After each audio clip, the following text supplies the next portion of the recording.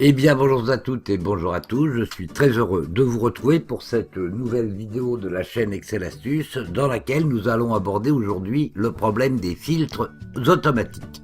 Alors d'abord posons-nous la question, à quoi sert un filtre? Eh bien un filtre c'est un outil d'analyse qui vous est offert par Excel et qui vous permet d'afficher les lignes d'un tableau uniquement en fonction de critères spécifiques qui vous intéressent.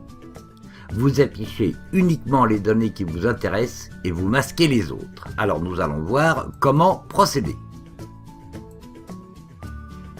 Première chose à savoir avant de vous lancer dans les filtres, c'est que votre tableau doit impérativement avoir des en-têtes de colonnes, comme c'est le cas ici, date, client, technicien, intervention, durée, etc.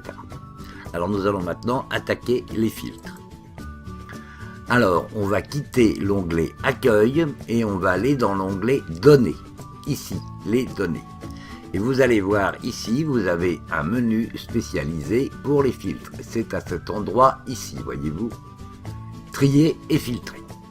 Alors, c'est ce que nous allons faire. Nous, par exemple, nous nous intéressons aux interventions qui sont dans la colonne E. Et nous voudrions savoir le nombre, nous voudrions connaître le nombre d'interventions qui ont concerné des configurations. Alors, on se met dans le tableau, ici par exemple, dans Intervention, et voyez ici l'entonnoir filtré, on clique dessus. Et vous voyez apparaître ici des petites toupies, ou si vous préférez, des petites flèches qui descendent vers le bas. Ça veut dire que les filtres sont installés. On va agrandir un peu ici pour que ce soit lisible.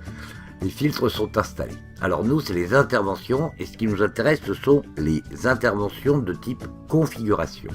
Donc on clique sur la petite flèche, et vous voyez ici apparaissent tous les types d'interventions qui figurent dans notre tableau. Nous allons désélectionner tout, ici, et nous allons cliquer sur configuration. Et nous allons dire OK. Et comme par magie, Excel vous affiche les seules interventions qui concernent les configurations. Il y en a eu 5. Rassurez-vous, les autres lignes du tableau n'ont pas été effacées, elles ont simplement été masquées. D'ailleurs, vous voyez ici que les différentes configurations correspondent à la ligne 6, 14, 16, 20 et 24 de notre tableau d'origine. Alors voilà, d'ailleurs, vous voyez ce genre de choses, c'est très pratique. Supposez que votre archive vous demande combien d'heures ont été passées en configuration dans la semaine 43. Vous vous mettez ici, vous retournez dans Accueil et vous cliquez double-clic gauche sur Somme automatique.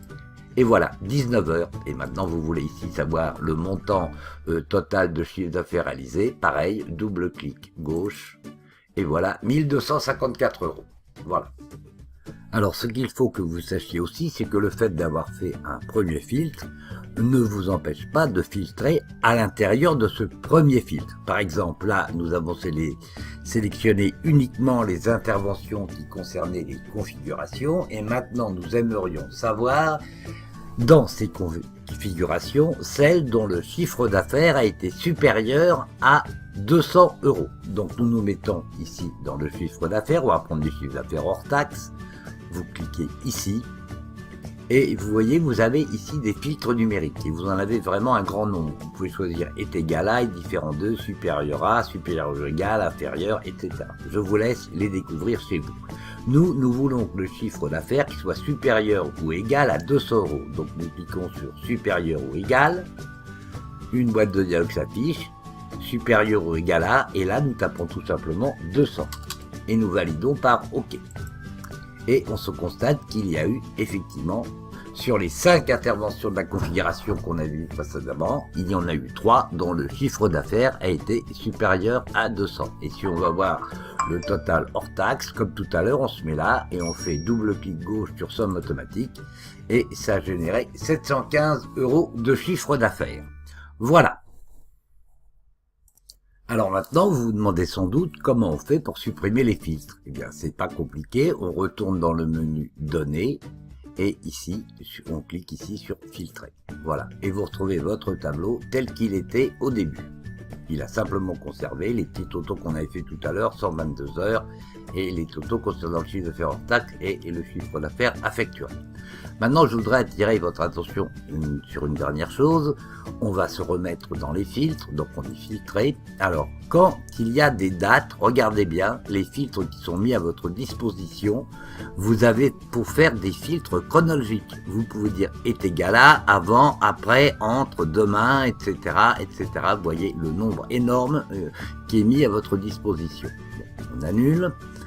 Quand c'est du texte, vous avez ce qu'on appelle des filtres textuels. Par exemple, est égal à, est différent de, commence par, se termine par, contient, ne contient pas, etc. On annule.